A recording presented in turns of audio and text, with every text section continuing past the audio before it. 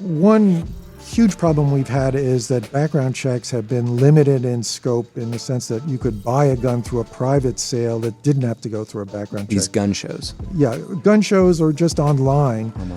So in states like California now, you have to go through a gun dealer to make a purchase so that we can have a background check. Oh, so let's say I own 4 or 5 guns, I don't want them anymore, I can't just put them up on eBay?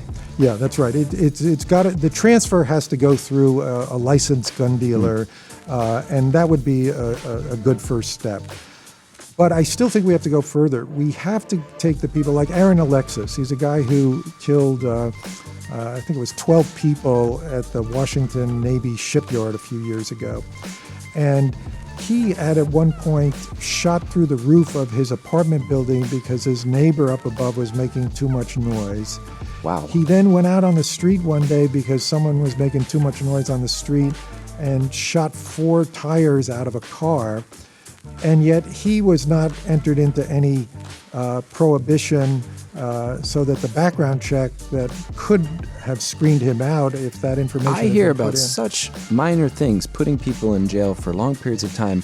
Here's a guy firing a weapon into his neighbor's home, and very little's done. The thought was, just be more careful next time.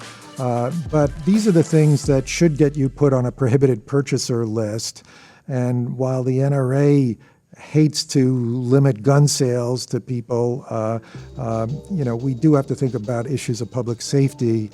And so many of these individuals self-identify as people who should not have access to guns. So I think anybody who's out of anger firing guns at other people or shooting guns in a car tire because you're angry at noise that somebody's making, they have demonstrated that they should not have access to weapons. And without doing a massive national poll, I would guess there's a large population of the country who would feel in agreement with that. I mean, 90% of Americans and an overwhelming number of NRA members support universal background checks, but unfortunately the power of the gun lobby is so strong in Congress that you can't even get a vote on that issue.